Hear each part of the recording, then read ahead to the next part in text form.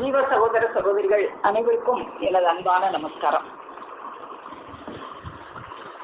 இன்று நாம் அறுசுவையும் நவரசமும் என்கிற தலைப்பில் இந்த தூல சுவையாகிய அறுசுவை பற்றியும் ஜீவ சுவையாகிய நவரசங்கள் பற்றியும் நம்முடைய பெருமானவர்கள் நமக்கு அருளி செய்துள்ள அந்த அருளமித வர்ஷிப்பினை காணவிருக்கிறோம்.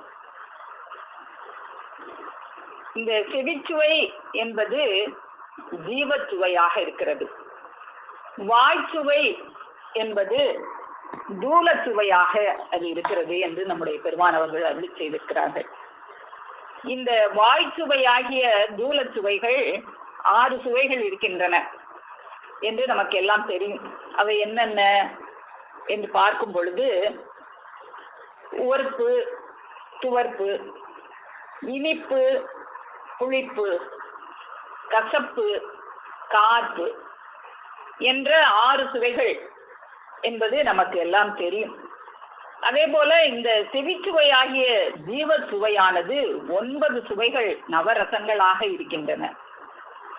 அவை என்னென்ன என்று பார்க்கும் பொழுது, சிருங்காரம், ஹாஸ்யம், கருணை, ரௌத்ரம், வீரம், பயானகம், தீபத்யம். தீபத்யம் என்றால் அருவருப்பு, அற்புதம், சாந்தம். இவை 9 தான் நவரசங்களாக செவியில வழங்கக்கூடிய 9 சுவைகளாக இருக்கின்றன. இப்போ இந்த மனிதனுக்குத்தான் இத்தனை சுவைகளும் வைத்து இந்த மனிதனுடைய வித்துதான் படைக்கப்பட்டிருக்கிறதே தவிர, இறைவனால் படைக்கப்பெற்ற வேறு எந்த ஒரு ஜீவராசிக்குள்ளும் இத்தனை சுவைகளையும் வைத்து இறைவன் படைக்கவில்லை. இந்த மனிதன் மட்டுமே இந்த தூல சுவையாகிய 6 சுவைகளை சுவைக்கின்ற அறிவையும், அந்த நவரசங்களை, அந்த செவிச்சுவையாகிய 9 சுவைகளை, அந்த நவரசங்களையும் ரசிக்கின்ற ஒரு அறிவையும் தனக்குள் வைத்து இந்த மனிதன் மட்டுமே படைக்க பெற்றிருக்கின்றான். எப்படி இந்த மனித தூலத்துக்குள் இந்த சுவைகள் எல்லாம் வைத்து படைக்க பெற்றிருக்கின்றன என்பது பற்றி நம்முடைய பெருமானவர்களுடைய திருவாக்கியங்களில் இருந்து நாம் இன்றைக்கு பார்க்கவிருக்கிறோம். கோடாயுதக்கூர் திருவாக்கியம் 83 எடுத்தோம். பக்கம் 108. கோடாயுதக்கூர் திருவாக்கியம் 83, பக்கம் 108. நாம் இந்த மனித தேகம் எடுப்பதற்கு முன் தகப்பனின் விந்துவாகவும் தாயின் சுரோனிதமாகவும் இருந்தோம். அதற்கு 48 நாளைக்கு முன் இரத்தமாக இருந்தோம். அதற்கு 2½ நாழிகைக்கு முன் உணவாக இருந்தோம். அதற்கு முன்னே அந்த உணவுப் பொருட்களை தருகின்ற புல் பூண்டுகளாக இருந்தோம். ஆகவே நாம் இந்த மனித தூலம் எடுப்பதற்குள் எத்தனை பிறப்பு எடுத்து வந்துள்ளோம் என்று எண்ணி பாருங்கள். அப்போ இந்த திருவாக்கியத்துல தெய்வம் அவங்க நமக்கு என்ன அருளி செய்றாங்க, ஒரு இந்த மனித தூலம் வர்றதுக்கு முன்னால நாம எத்தனை பிறப்பு எடுத்து வந்திருக்கோம். முதல்ல ஒரு புல்லு பூண்டா இருந்தோம். அதுக்கப்புறம் அந்த புல்லு பூண்டு தருகிற ஒரு உணவுப் பொருளாக இருந்தோம். அதுக்கப்புறம் அந்த உணவுப் பொருளை ஒரு மனிதன் எடுத்து அருந்தி அவனுடைய இரத்தமாக மாறினோம். அதன் பின் அந்த இரத்தமானது ஒரு ஆணிடத்தில் இருக்கும் இரத்தமானது விந்துவாகவும், ஒரு பெண்ணிடத்தில் இருக்கும் இரத்தமானது சுரோனிதமாகவும் மாற்றி பெறுகிறது. அப்போ நாம இந்த மனித தூலம் எடுக்கிறதுக்கு முன்னால தகப்பனின் விந்துவாகவும் தாயின் சுரோனிதமாகவும் நாமெல்லாம் இருந்தோம். அப்போ இந்த சுரோனிதம் அப்படிங்கிறதுக்கு பேரு தூல வித்து அப்படின்னு தெய்வம் அவங்க எடுத்து கொடுக்குறாங்க. ஆனா ஜீவ வித்து, நாம ஒரு ஜீவ வித்துல இருந்துதான் வந்தோம் அப்படின்னு அருளி செய்வாங்க. அந்த ஜீவ வித்து ஒரு ஆணின் விந்துவாக இருக்கிறது. சுரோனிதம் என்பது தூல வித்தாக இருக்கிறது. ஆணின் விந்து என்பது ஜீவ வித்தாக இருக்கிறது. அப்போ இந்த 2 வித்துக்களும் சேர்ந்துதான் ஒரு மனித தூலம் உண்டாகிறது.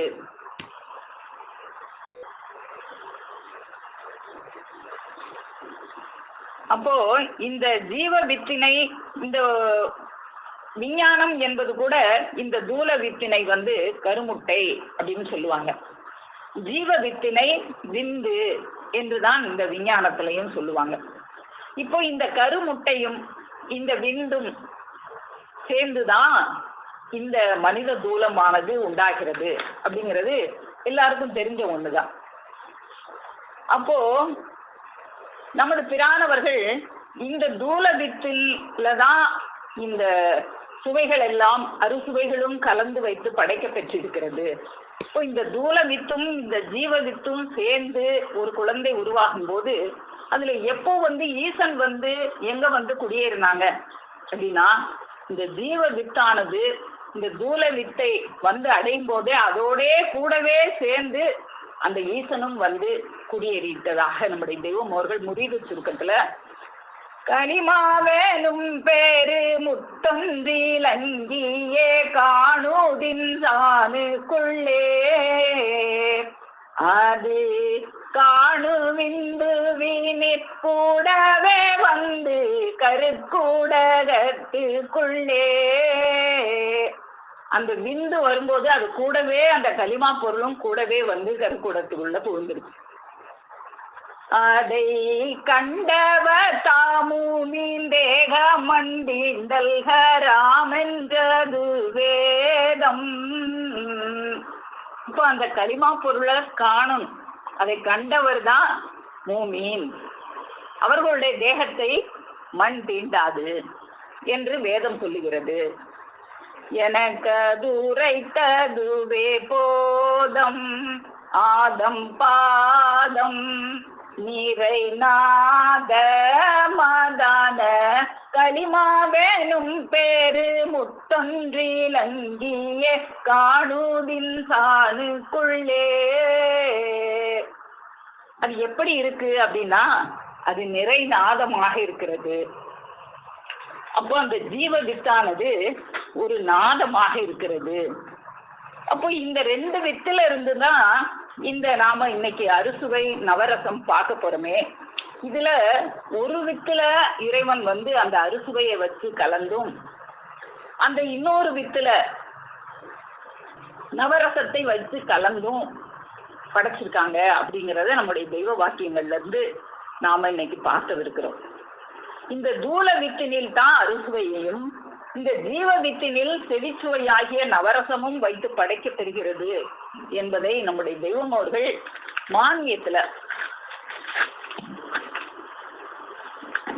மான்மியம் பக்கம் 274 எடுப்போம். ஜீவ சிம்மாசன பருவம். அதுல இந்த தூல வித்துலதான் இந்த அறுசுவையானது வைத்து கலந்து படைக்க பெற்றிருக்கிறது என்று நமக்கு தெய்வம் அவங்க எப்பயுமே இந்த மனிதன் ஜீவ வித்துல இருந்துதான் படைக்க பெற்றான் அப்படின்னு சொல்லுவாங்க. இந்த இடத்துல அந்த தூல வித்து அப்படிங்கிற ஒரு குறிப்பை நமக்கு கொடுக்குறாங்க. அப்ப இந்த தூல வித்து என்பது இந்த பெண்ணின் சோனிதமும் ஒரு ஆணினுடைய சுக்கிலமும் சேர்ந்துதானே இந்த தூலம் உருவாகிறது. அப்போ அந்த சுரோனிதம் என்ன பெற்றது? தூல வித்தாக இருக்கிறது. அந்த சுக்கிலம் என்பது ஜீவ வித்தாக இருக்கிறது. அப்போ இந்த தூல வித்துல தான் இந்த அறுசுவைகளும் அறுசுவை உணர்ச்சி விருப்பமும் வச்சு கலந்து படைக்க பெற்றிருக்கிறது அப்படிங்கிறத தெய்வம் அவங்க இவ்வுலக மண்பரப்பிலே எண்ணில் கோடி கோடிகளாகிய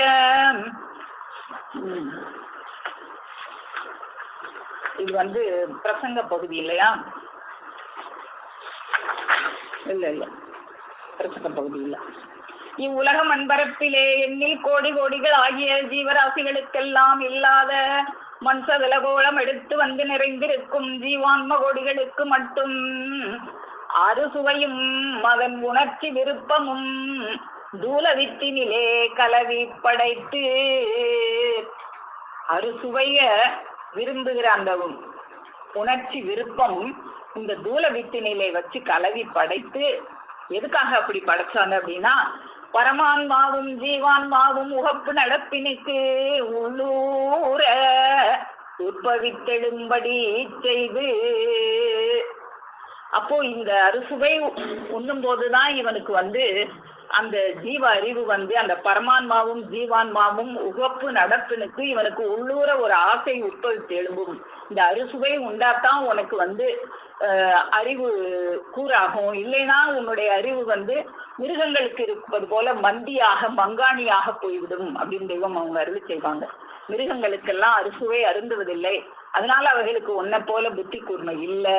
நீயும் அறுசுவை அருந்தாம இருந்தினா உனக்கும் மந்தியாக மங்காணியாக நீயும் போய்விடுவா.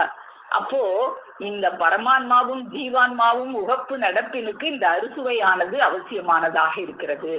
அதுக்காகத்தான் இறைவன் அந்த விருப்பத்தை மனிதனுடைய அந்த தூலவித்திலே வச்சு படைச்சு, அதுக்கு அப்படி படைச்சிட்டோமேங்கிறதுக்காக இந்த அண்டத்திலையும் பெருக்கமாக எத்தனையோ அந்த உணவு பண்டங்களை எளிதில் தகுந்த பாடின்றி எளிதில் நமக்கு கிடைக்கும்படி செஞ்சு வச்சிருக்காங்க. பரமான்மாவும் ஜீவான்மாவும் உகப்பு நடப்பினுக்கு உள்ளூர உற்பவித்தெழும்படி செய்து அதனில் அதிவிருப்பம் ஒவ்வொருவருக்கும் உண்டு பண்ணி வைத்து. அதனாலதான் நமக்கு அந்த அறுசுவை நமக்குள்ள வச்சு படைக்கப்பட்டதுனாலதான் அதுல விருப்பம் நமக்கு இருக்கு. அவ்விருப்பம் நிறைவேறுதற் பொருட்டாய். அப்போ அந்த விருப்பம் நிறைவேறதுக்காக இறைவன் என்ன செய்யறாங்க? பார்வையில் சிந்தித்து கையில் கிடைக்கும்படிக்கு. பார்வையில் சிந்தித்து அப்படின்னு தெய்வம் அவங்க இங்க கொடுக்குறாங்க. பார்வையில பார்க்கத்தானே முடியும், பார்வையில சிந்திக்க முடியுமா அப்படின்னு நாம இந்த இடத்துல கொஞ்சம் பார்க்க வேண்டியதா இருக்கு. அப்போ பார்வை என்பது ஒரு பரிபாஷையாக தெய்வம் அவங்க கொடுக்குறாங்க. எங்க சிந்திக்க முடியும்? நம்ம அறிவுல, நம்முடைய உள்ளத்துல, நம்முடைய இதயத்தில், அங்கதானே சிந்திக்க முடியும். பார்வையில பார்க்கத்தான் முடியும். அப்போ இந்த தேவ பரிபாஷையில பார்வை என்பது உள்ளத்தில், உன்னுடைய இதயத்தில், உன்னுடைய அறிவில். அப்போ இறைவன் அவங்களுடைய உள்ளத்துல சிந்திக்கிறாங்க. அதனாலதான் பார்வையில் பாண்டியன் தன்னை நீ வைத்திட அப்படின்னா நம்ம பார்வையில வைக்கிறது இல்ல, நம்முடைய உள்ளத்தில், நம்முடைய நினைவில். பார்வையில் பாண்டியன் தன்னை நீ வைத்திட பார்க்கும் தோழி வேறு இல்லை அம்மா அப்படின்னா பார்வையில வைக்க முடியுமா? இப்போ நம்ம அவங்கள பார்வையில்னா நம்முடைய உள்ளத்தில். அப்போ பார்வையில் சிந்தித்து கையில் கிடைக்கும்படிக்கு அப்படிங்கும் போது இந்த பார்வைங்கிறது இங்க ஒரு பரிபாஷையாக உள்ளத்தில், அறிவில் அப்படின்னு நம்ம எடுத்துக்கணும். அப்போ இந்த பார்வையில் சிந்தித்து கையில் கிடைக்கும்படிக்கு வெளித்தோற்றமாக விரிக்க பெற்றுள்ள அண்டத்திலும் மகா பெருக்கமாக நுணுகி நுணுகி ஆனந்தம் பலசுவை உற்பத்தி கோடிகள் நிறைத்து. அப்போ இப்படியெல்லாம் இறைவன் அவங்களுடைய உள்ளத்துல சிந்திச்சு சிந்திச்சு இந்த அண்டத்துல மகா பெருக்கமாக நுணுகி நுணுகி பல சுவை உற்பத்தி கோடிகளை நிறைச்சு வச்சு இந்த மனிதனுக்காக படைச்சு கொடுக்குறாங்க. இவன் நாக்குல இந்த அறுசுவைய அறிகின்ற அறிவை இந்த தூல வித்தினில் வச்சு கலவி படைச்சிட்டோமே, அப்போ அவனுக்கு அந்த அறுசுவைக்குண்டான அந்த உணவு பதார்த்தங்கள் அவனுக்கு கிடைக்கணுமே அப்படிங்கிறதுக்காக இறைவன் சிந்திச்சு சிந்திச்சு, அதுவும் எப்படி நுணுகி நுணுகி சிந்திச்சு பல சுவை உற்பத்தி கோடிகளை நிறைச்சு இந்த அண்டத்துல அதை நமக்கு தகுந்த பாடின்றி எளிதில் பெற செய்து வச்சிருக்கிறாங்க. அதுக்கு நாம என்ன கஷ்டப்படுறோமா? நாம என்ன கஷ்டப்படுறோம்?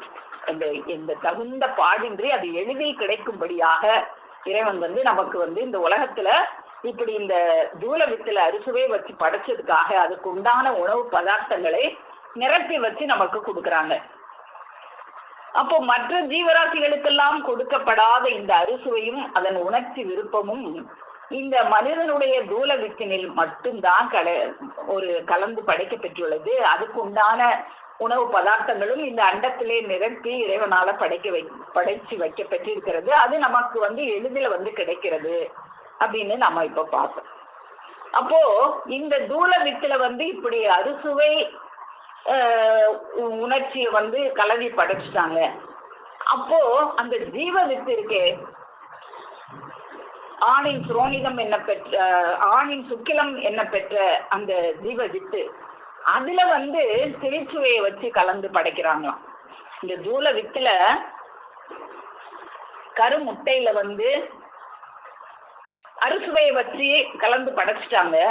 அந்த ஜீவ வித்துல செவிச்சுவையை வச்சு கலந்து அதுல படைக்கிறாங்க அப்படிங்கிறத நம்முடைய தெய்வம் அவர்கள் திருமைஞான குரல் திருவாக்கியம் 46 நமக்கு எடுத்து அருள் செய்யறாங்க. அதையும் பார்ப்போம்.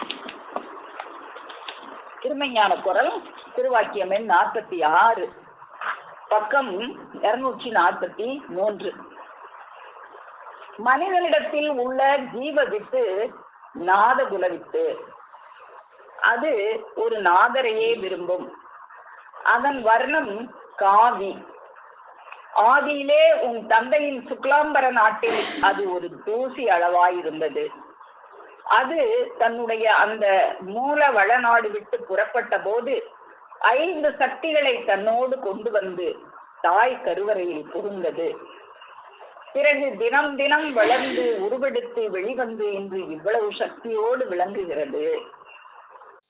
அப்போ இந்த ஜீவ வித்து என்ன வித்துவாக படைக்கப்பட்டிருக்கிறது? அந்த தூல வித்து அறுசுவை வித்தாக இருக்குன்னு நம்ம பார்த்தோம்.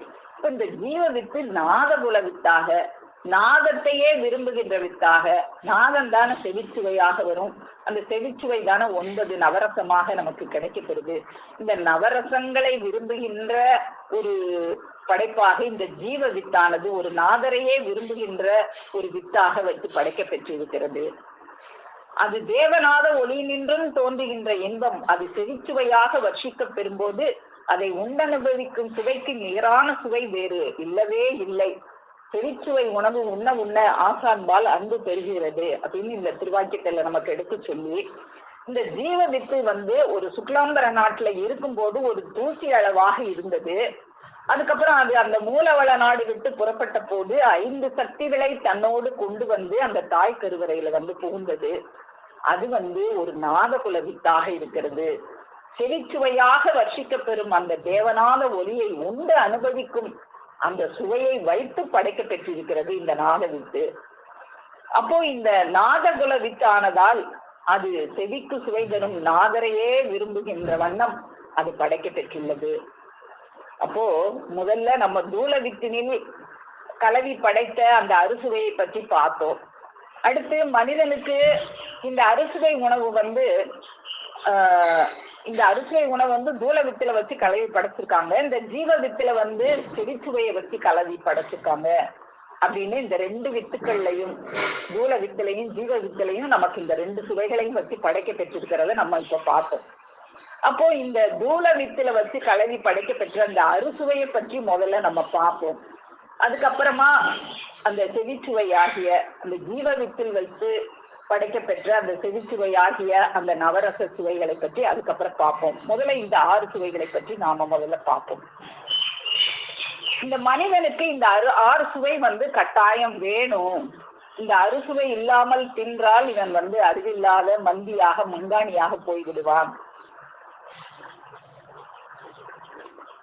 இந்த மனிதன் பிறந்தது முதலேயேவா இந்த அறுசுவை உணவை உண்கிறான் அப்படின்னு நம்ம பார்த்தோம்னா, பிறந்தது முதலாக இவன் அறுசுவை உணவை இவனால உண்ண முடியாது. ஒரு இவன் குழவி குழந்தை அப்படின்னு ஒவ்வொரு பிறவியாக வளர்ந்து வளர்ந்து ஒரு 6வது பிறவிக்கு வந்தா பிறகுதான் இவனால இந்த அறுசுவை உணவை உண்ண முடியுது.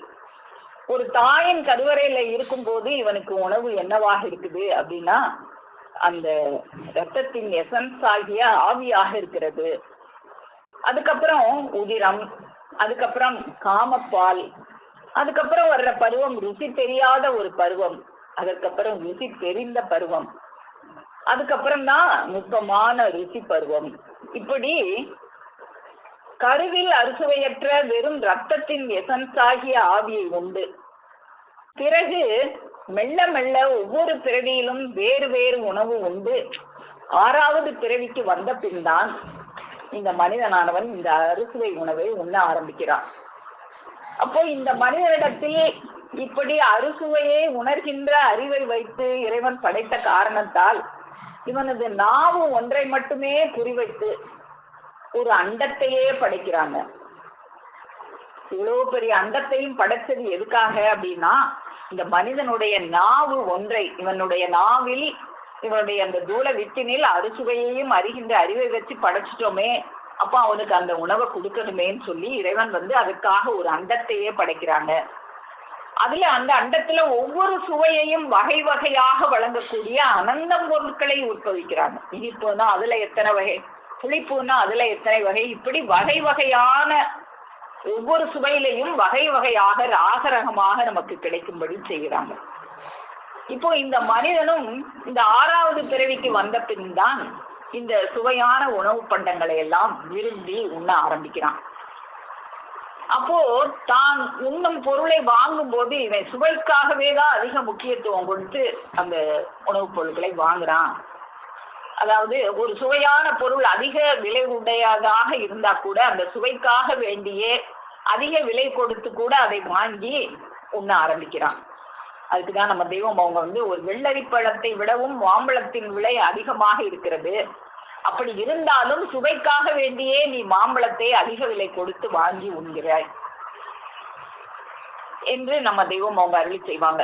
இப்போ இந்த மாம்பழத்தின் நாம ஒரு மாம்பழத்து சுவைக்காக அதிக விலை கொடுத்து கூட வாங்கி நாம அருந்துறோம்.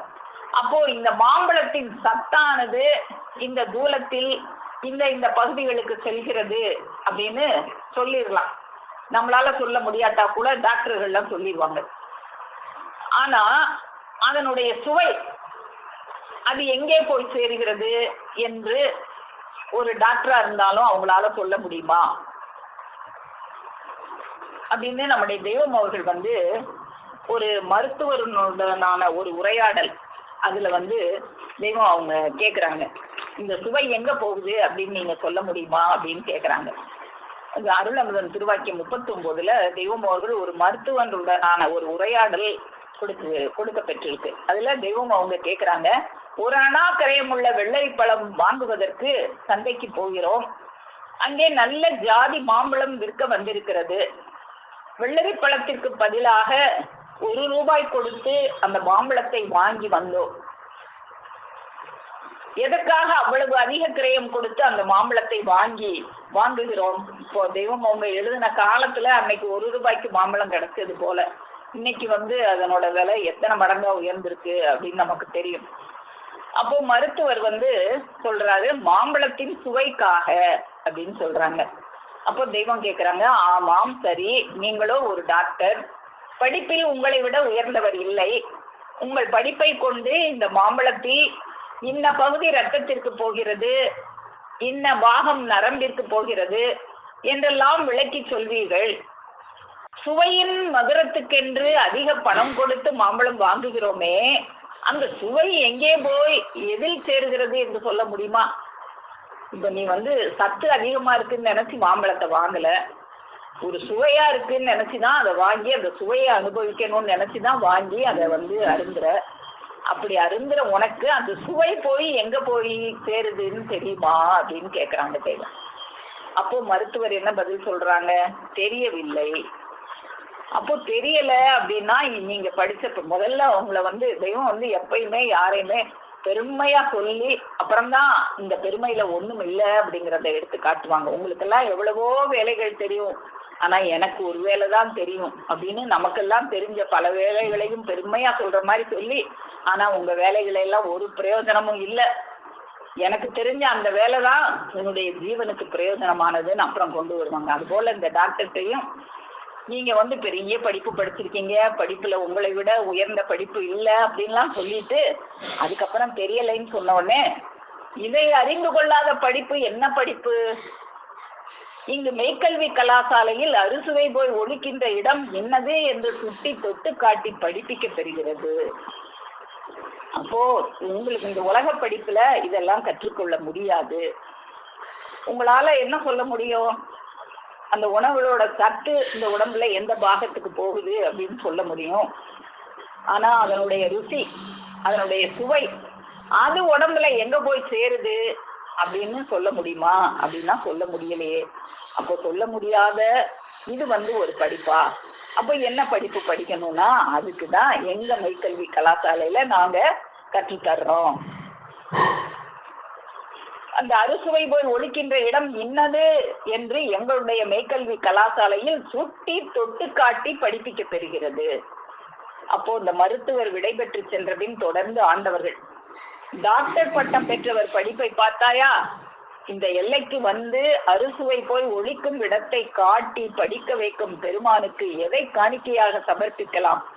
தன் உயிரையே சமர்ப்பித்தாலும் ஈடாகாது அப்படின்னு சபையோர்கள் எல்லாம் சொல்றாங்க. அப்போ இந்த அறுசுவை ஒழிக்கும் இடம் அது தெரிஞ்சிருக்கணும் அப்படின்னு தெய்வம் அவங்க அருளி செய்யறாங்களே. அப்போ இந்த அறுசுவை உணவு, அறுசுவையானது இந்த தூலத்துல எங்க போய் சேருது அப்படின்னு நமக்கெல்லாம் தெரியணும் அல்லவா? அப்போ நாம் அதை எப்படி தெரிஞ்சுக்கிறது? இந்த அறுசுவை அது போய் ஒளிகிற இடம் தெரிஞ்சவன் தான் தேவன் அப்படின்லாம் தெய்வம் அருளி செய்யறாங்களே. நீ அறுசுவை ஒழிக்கும் இடம் தெரியலைன்னா அதை நீ எப்படி அனுபவிக்கலாம்? அதை நீ விளங்கி கொள்ளும்படி பேசி உன் உள்ளம் திட்டிக்க செய்விக்க வல்லவர்களே மெய்க்குறுகிறான். அப்போ உனக்கு அந்த எங்க போய் அது சேருது அப்படின்னு உனக்கு கத்துக் கொடுக்கறவங்க தான் மெய்க்குறுகிறான். அவங்களாலதான் இத கத்துக் கொடுக்க முடியும் அப்படின்னு அருளி செய்யறாங்க.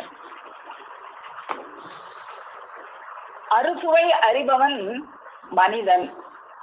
அந்த அறுசுவை கொண்டு ஒழித்த இடம், அதாவது ருசி சேரும் இடம், அதை அறிந்தவர்கள் தான் தேவர்கள்.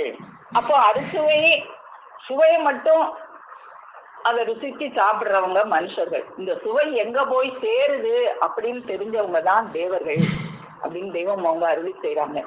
அப்போ நாமெல்லாம் தேவர்களா? நாமெல்லாம் அந்த அறுசுவை எங்க போய் சேருதுன்னு நாமெல்லாம் தெரிஞ்சுக்கிட்டோமா?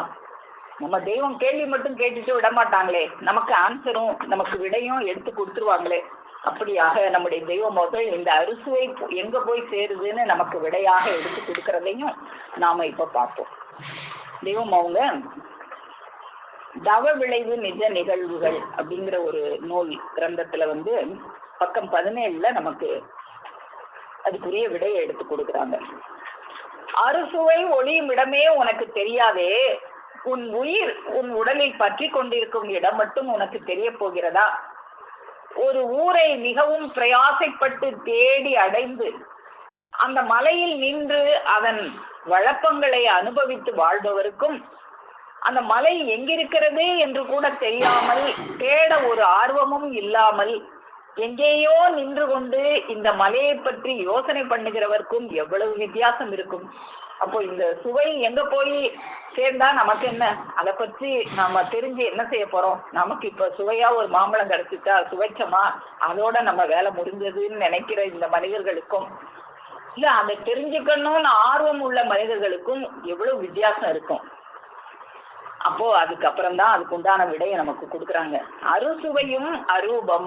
இந்த சுவை அந்த ருசி அதுக்கு ரூபம் இருக்குதா அப்படின்னா ரூபம் இல்லை, அது அரூபமாக இருக்கிறது. அப்போ ஒரு அரூபமானது ஒரு அரூபத்தோட தான் போய் சேரும். அப்போ இந்த அறுசுவையும் அரூபம், உன்னுடைய ஜீவனும் அரூபம். இப்போ இந்த அரூபமும் அரூபமும் ஒன்று கலந்து விடுகிறது. அப்போ இந்த அறுசுவையானது உன்னுடைய ஜீவனில் போய்தான் ஒன்று விடுகிறது. அறுசுவையும் அரூபம், ஜீவனும் அரூபம், அது ஒன்றோடொன்று ஒட்டி கொண்டு ஒன்றி விடுகிறது. எப்படி இங்கு வந்தவர்களுக்குத்தான் அது தெரியும் அப்படின்னு நம்ம தெய்வம் அவங்க இந்த அறுசுவை ஒழிக்கும் இடம் தெரியணும் தெரியணும் தெரியணும் தெரியணும்னு நிறைய பாடல்கள்ல நமக்கு எடுத்து எடுத்து சொல்லி இன்னைக்கு அதுக்கு நமக்கு விடையாக கொடுத்ததையும் பார்த்தோம். ஒரு மெய்க்குறு பெருமான போய் அடைஞ்சாதான் அது தெரியும். அறுசுவை கொண்டொழித்த விடம் விதமாய் கேட்க அருளும் குரு பரனடைந்தோர் கல்லால் இந்நூல். அறுசுவை கொண்டு ஒழித்த இடம் தெரியணும்னா அதை அருளுகின்ற குருபரனை அடைஞ்சாதான் தெரியலாம். தெருவாரும் சுழன்றலையும் காணா மக்கள் சித்த நின்ற இடம் ஜீவ நிலையும் காணார். அருநிலை கால் தலையும் பரி பாஷை கல்லார். ஆயுளெல்லாம் படித்தும் பொருளறிய போவார். இந்த தேவனுடைய பரிபாஷை தெரிஞ்சாதான் இதெல்லாம் தெரிஞ்சுக்க முடியும். நீ இந்த உலக படிப்பு, டாக்டர் படிப்பு படிச்சா என்ன, எந்த படிப்பு படிச்சா என்ன, ஆயுளெல்லாம் படிச்சா என்ன உனக்கு தெரியாது. ஒரு மொழியாம் குருமொழி மெய்ப்பாலறிந்தார் ஒரு கோடி நூற்கும் பொருளாகுமன்றோ. அப்போ அந்த குருபெருமானுடைய ஒரு மொழி என்னங்கிறது உனக்கு புரிஞ்சிச்சுன்னா கோடி நூல்களுக்கும் உனக்கு பொருள் விளங்கும்.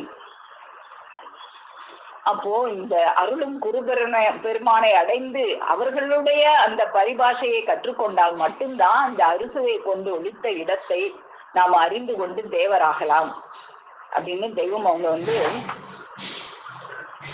நமக்கு இந்த அறுசுவையானது எங்க போய் அறுசுவை கொண்டு ஒழித்த இடம் அறியணும் அறியணும் அறியணும்னு சொல்லி இன்னைக்கு நம்மளுக்கு அந்த அறுசுவை கொண்டு ஒழித்த இடம் அது ஜீவன்ல போய் தான் அது ஒட்டி விடுகிறது என்ற ஒரு ரகசியத்தை நமக்கு இன்னைக்கு எடுத்து கொடுத்துருக்காங்க. அப்போ இந்த அறுசுவையானது ஜீவனில போய் ஒட்டிடுது. இப்ப ஜீவனுக்கு அடையாளமாக தானே சுவாசம் இருக்கிறது. ஒருத்தனுக்கு உயிர் இருக்குதுங்கிறதுக்கு அடையாளமாக தான் சுவாசம் இருக்கிறது. அதனால இந்த ஜீவன்ல போய் ஒட்டின இந்த அறுசுவையானது சுவாசத்திலும் இணைந்து விடுகிறது.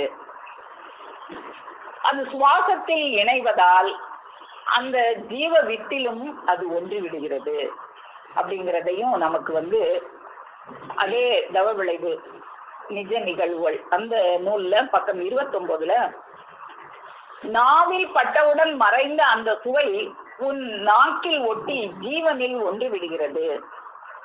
சுவையும் ஜீவனும் அரூபம் என்பதால் இது நிகழ்கிறது.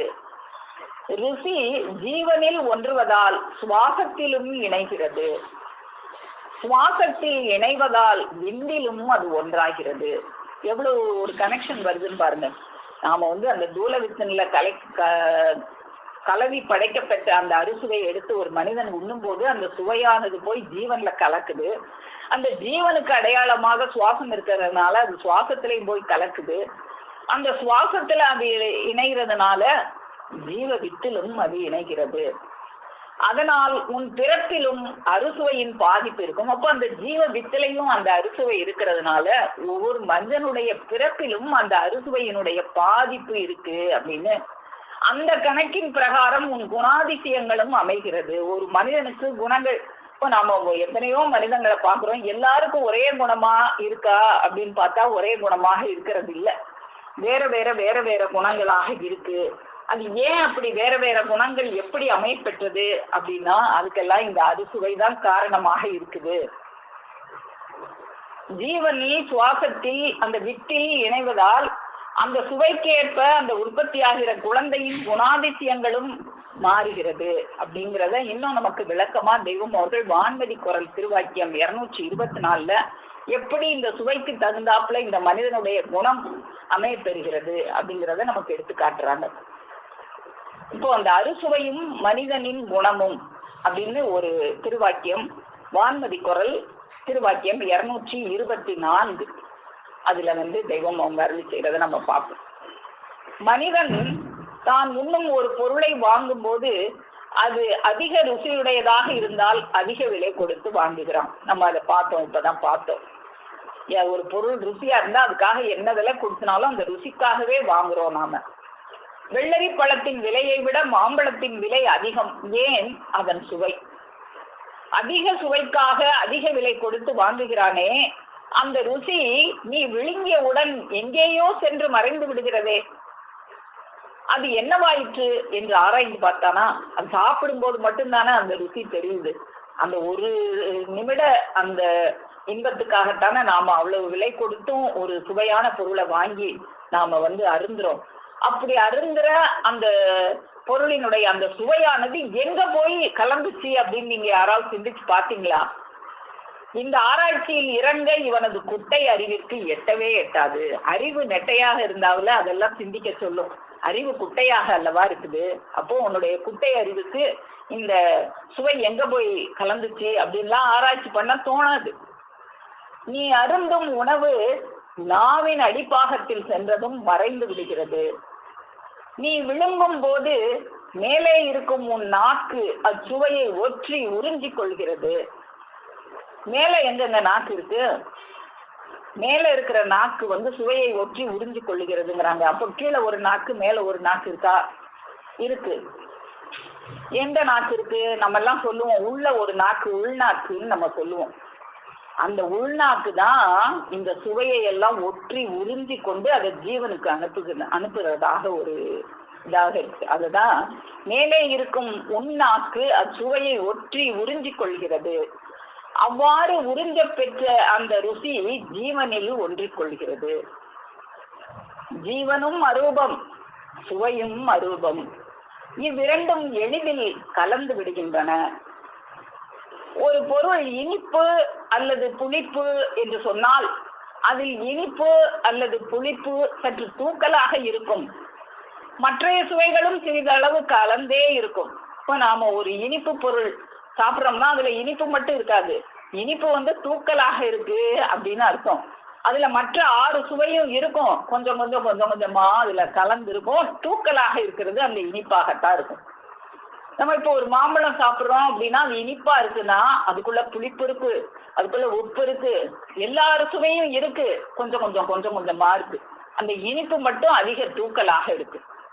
அதே போல நீ வந்து கசப்பான ஒரு பொருள், ஒரு பாகக்காய் எடுத்து சாப்பிடுற அப்படின்னா அதுல கசப்பு மேலோங்கி நிக்குது, மற்ற சுவை கொஞ்சம் கொஞ்சமா அதுக்குள்ள அடங்கி இருக்கு. இப்படி வந்து நாம ஒரு சுவை, ஒரு சுவையுள்ள ஒரு பொருளை, இந்த 6 சுவையில ஒரு சுவை உள்ள பொருளை நம்ம சாப்பிடுறோம்னா அதை மட்டும் சாப்பிடுறோம்னு அர்த்தம் இல்ல. அதுக்கு அந்த சுவை தூக்கலாக இருக்கு, மற்ற சுவைகளும் அதுக்குள்ள சிறிதளவு கலந்தே இருக்குது அப்படின்னு அவங்க எடுத்து கொடுக்குறாங்க. இப்போ இந்த மாம்பழம் இனிப்பு ருசி என்றால் அதில் இனிப்பு அதிகம், மற்ற ருசிகள் குறைந்து மறைந்து காணப்படும். குறைஞ்சிருக்கிறது மட்டும் இல்ல, அதுல மறைஞ்சிருக்கு, அதனால நமக்கு தெரியல. அப்போ இந்த அறுசுவையானது ஜீவனில் கலப்பதால் ஜீவனின் அடையாளமாகிய மூச்சிலும், நம்ம பார்க்க ஏற்கனவே ஜீவனுக்கு அடையாளம் எது அப்படின்னா இந்த சத்தமும் பேச்சும் மூச்சும் தான் ஜீவன் இருக்கிறதுக்கு அடையாளம். நம்ம ஒரு வாக்கியத்துல கூட பார்த்திருக்கோம், குழந்தை ஜீவன் வந்து குடியேறியதற்கு அடையாளமாக கருவறையை விட்டு வெளியே வந்த உடனே பேச்சும் மூச்சும் உண்டாகிறது. அப்ப இந்த பேச்சும் மூச்சும் தான் ஒரு ஜீவன் இருக்கிறதுக்கு அடையாளமாக இருக்கிறது. அதனால அந்த ஜீவன்ல கலக்கிற அந்த அறுசுவையானது அதற்கு அடையாளமாகி அந்த மூச்சிலும் கலந்தே ஓடும். அப்போ இந்த மனிதனுடைய சுவாசத்திலும் அந்த அறுசுவனுடைய பாதிப்பு கலந்துதான் ஓடும். அப்போ மூச்சில் அதிக அளவு இனிப்பு கலந்து ஓடும் போது, ஒருவன் வந்து இனிப்பு சுவையே அதிகமா சாப்பிடுறான் அப்படின்னா அவனுடைய சுவாசத்துல இனிப்பு சுவை தான் அதிகமா கலந்து ஓடும். அப்படி கலந்து ஓடும் போது ஒரு குழந்தை கருத்தரித்தால் அக்குழந்தைக்கு இனிமையான சாரீரம், நற்குண பண்புகள் இயற்கையாகவே அமையும். அப்போ இந்த இனிப்பு சுவை சுவாசத்துல கலந்து ஓடுகிற ஒரு மனிதனுக்கு அவனுடைய சுவாசத்துல இனிப்பு சுவை ஓடிக்கிட்டு இருக்கும் போது ஒரு குழந்தை பிறந்துச்சுன்னா, ஏன்னா அந்த சுவாசத்திலையும் மாறி மாறி ஓடும். இனிப்பு சுவை கொஞ்ச நேரம் ஓடும், அதுக்கப்புறம் வேற ஒரு சுவை மாறி மாறி ஓடும், இவன் அருந்துறதுக்கு தகுந்த மாதிரி. அப்போ அந்த இனிப்பு சுவை ஓடும் போது அந்த குழந்தை ஜனித்திருந்தால் அந்த குழந்தைக்கு இனிமையான சாரீரம், நற்குண பண்புகள் இதெல்லாம் இயற்கையாகவே அமைஞ்சிரும். அவ்வாறே கசப்பு ஓங்கி இருக்கையில் கருத்தரித்தால் அக்குழந்தையின் குணம் அதற்கேற்ப மாறுபடும். அப்போ இனிப்பு இருந்தா நற்குண பண்புகள்லாம் இருக்கு அப்படின்னா அந்த கசப்பு சுவை ஓடும் போது ஒரு குழந்தை ஜனித்திருந்தா அதுக்கு மாற்றமான குணங்கள் தான் அதுக்கு இருக்கும். இப்படித்தான் வந்து எப்படி ஒரு தந்தையினுடைய அந்த சுவாசத்தை வச்சுதான் ஒரு குழந்தையினுடைய வயசு நிர்ணயிக்கப்படுதோ, அது போல இந்த தந்தையினுடைய சுவாசத்தை வச்சுதான் ஒரு குழந்தையினுடைய குணாதிசயங்களும் நிர்ணயிக்கப்படுகின்றன. ஆனா இப்போ இனிப்பு சுவை ஓடும் போது இவன் ஜனித்ததுனால அவன் பூராவுமே நல்லவனாவே தான் இருப்பான்னு சொல்ல முடியாது. ஏன்னா அதுல எல்லா சுவையும் கலந்துதான் ஓடுது, இனிப்பு தான் தூக்கலாக இருக்குன்னு நம்ம பார்த்தோம். அப்ப மற்றதெல்லாம் கொஞ்சம் கொஞ்சம் இருக்கிறதுனால இந்த மனுஷனுக்கு மற்ற குணங்களும் கொஞ்சம் கொஞ்சம் கொஞ்சம் கொஞ்சம் மறைஞ்சிருக்கும், அது அப்பப்ப வெளிப்படும். அதையும் தெய்வம் அவங்க எடுத்து காட்டுறாங்க. ஒரு மனிதன் பூராவும் நல்லவனும் அல்ல, முழுமையாக கெட்டவனும் அல்ல, நல்லதும் கெட்டதும் கலந்தே இருக்கும். நல்ல மனிதன் என்று எண்ணப்படுபவனிடத்தில் சில தீய குணங்கள் ஒளிந்து காணப்படும். அந்த இனிப்பு சுவை ஓடும்போதுதான் பிறந்திருப்பான், நல்ல குணங்கள் தான் அதிகமாக இருக்கும். அப்பப்ப அந்த மற்ற சுவைகளும் கலந்து இருந்துச்சு சுவாசத்துல. அதனால அந்த மற்ற குணங்களும் அப்பப்ப தலை தூக்கும். நாமளே நினைப்போம், இன்னும் இவ்வளவு நல்லவங்க இந்த வேலையை பண்ணிட்டாங்க அப்படின்னு நினைப்போம். அதே மாதிரி அவன் ரொம்ப கெட்டவன் தான், அவன் இப்படி நல்லது செய்வான்னு நினைக்கல, அவன் நல்லது செஞ்சுட்டான் அப்படின்னு நம்ம சொல்லுவோம். அப்போ அந்த தீயவனிடத்திலும் அந்த நல்ல குணங்கள் அங்கங்க மறைஞ்சிருக்கும், ஒரு நல்லவனிடத்திலும் தீய குணங்கள் அங்கங்க மறைஞ்சிருக்கும். இப்படியாகத்தான் ஒரு மனிதனுடைய அந்த குணாதிசயங்கள் நிர்ணயிக்கப்படுகின்றன அப்படிங்கிற இந்த தூல ரகசியத்தை எல்லாம் தெய்வம் அவங்க நமக்கு எடுத்து காட்டுறாங்க. அப்போ ஒரு மனிதன் பூராவும் நல்லவனும் அல்ல, முழுமையாக கெட்டவனும் அல்ல, நல்லதும் கெட்டதும் கலந்தே இருக்கும். நல்ல மனிதன் என்று எண்ணப்படுபவனிடத்தில் சில தீய குணங்கள் ஒளிந்து காணப்படும்.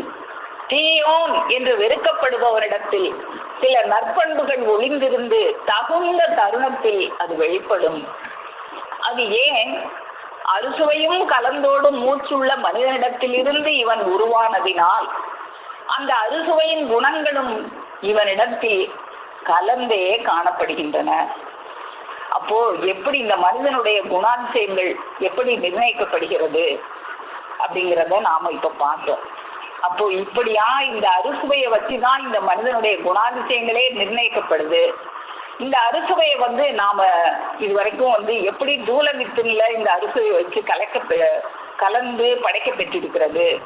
அப்படி படைச்சதுனால இறைவன் இவனுக்கு எளிமையாக கிடைக்கும்படி இந்த ஒரு அண்டத்தையே படைச்சாங்க. இந்த அறுசுவையானது எப்படி போய் ஜீவன்ல கலந்து இவனுடைய மூச்சிலையும் அது கலந்து அந்த வித்து நிலையும் அது கலந்து இவனுடைய குணாதிசயங்கள் எப்படி எல்லாம் நிர்ணயிக்கப்படுகிறது அப்படிங்கிறதெல்லாம் நம்ம பார்த்தோம். இப்ப இந்த அறுசுவை உணவை நாம எப்படி அருந்தணும்? அறுசுவை அருந்தணும் கட்டாயம். அது அருந்தலைன்னா உனக்கு புத்தி மந்தியாக மங்காணியாக போயிடும் அப்படின்னு சொன்னாங்க. ஆனா அதுக்கு ஒரு அளவு இருக்கு. அது எப்படி அருந்தணும்? அது எப்படி அருந்துனா உனக்கு அந்த நவரசமாகிய அந்த செவிச்சுவையை அருந்தக்கூடிய ஒரு இச்சையை தூண்டுவதற்கு காரணமாக அது இருக்கும். அப்போ அதை பற்றியும் இந்த அறுசுவையை நாம எப்படி அருந்தணும் அப்படிங்கிறத பற்றியும், அந்த அறுசுவையின் மூலமாக இந்த செவிச்சுவையை எப்படி நாம அருந்துகின்ற அந்த உணர்ச்சி நமக்கு தூண்டப்படும் என்பது பற்றியும் பார்த்துட்டு, அதுக்கப்புறம் இந்த நவரசம் என்ன பெற்ற இந்த அறுசுவை உணவானது எப்படி இருக்கிறது அப்படிங்கறதெல்லாம் முழுமையாக பார்த்துட்டு, அதுக்கப்புறம் இந்த நவரசம் என்ன பெற்ற அந்த 9 ரசங்கள் அது எப்படியாக இருக்கிறது அப்படிங்கிறதையும் நாம தொடர்ந்து பார்க்க இருக்கிறோம் என்று கூறி, எனது முத்திப்பேரரை மேலும் மேலும் முழங்கும் என்று கூறி, இந்த தூல ரகசியங்களை எல்லாம் நாளும் நமக்கு வழங்கி கொண்டிருக்கும் நமது பெருமானவர்களது பொன்னடியை போற்றி பணிந்து நமஸ்கரித்து உங்கள் அனைவரிடமிருந்து விடைபெறுகிறேன். அனைவருக்கும் நமஸ்காரம்.